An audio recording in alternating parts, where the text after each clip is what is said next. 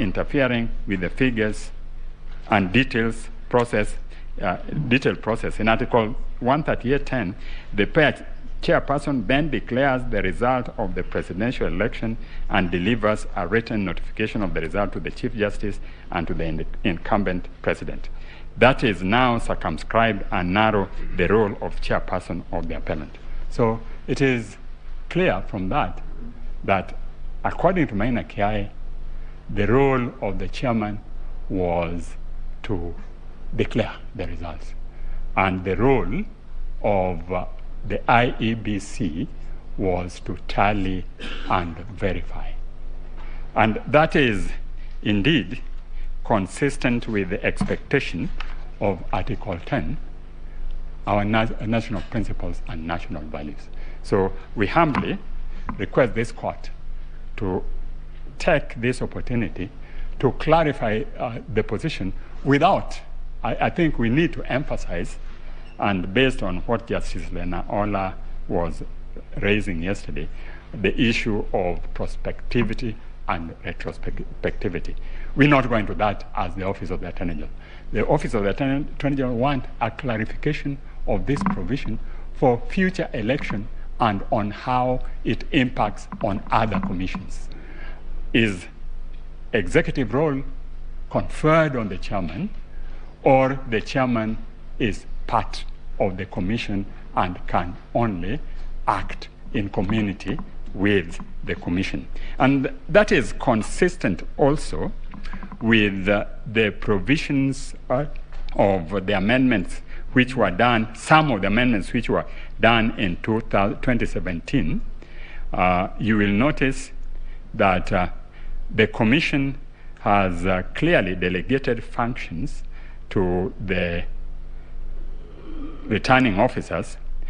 Section 39(1)(a), that deals with National Assembly and County Assembly for them to tally and verify and declare. And 39(1)(b) deals with the right of the returning officers to tally, verify and declare the governor, senator, and county women assemblies. But the provision purported to confer the right on the chairman to deal with presidential elections, and that Maina Kiai was very categorical that it was contrary to the provision of the Constitution, and this is what they said. They said that the controversial regulations 83.2 and 87.2 were not affected by amendments, and the object is not difficult to see. The High Court, having found those regulations, that's at page 105, to be inconsistent with the Constitution, it was in bad faith for the appellant to reenact them while pursuing this appeal. It is our firm position that the purpose for which Section 39(2) and 3 of the Act and Regulations 83.2 and 87.2c were promulgated or made have the effect of infringing constitutional principles of transparency, impartiality, neutrality, efficiency, accuracy, and accountability. So that was the position of Maina Kiai. Maina Kiai came to this court. The appeal didn't succeed, and therefore it has impliedly been confirmed by this court. So we humbly request your lordships to take this opportunity, and my ladies, to take this opportunity to clarify that position.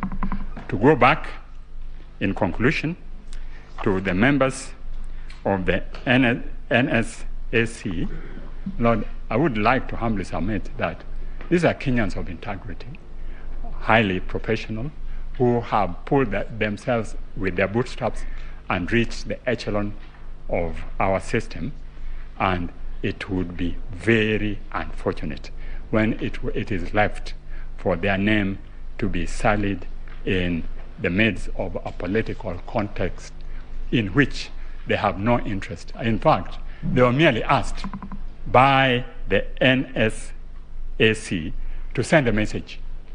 A spokesman was appointed who went and sent the message, but they are now being tarred with the brush of having been trying to unconstitutionally alter a process which is sacrosanct and which they have sworn by their oath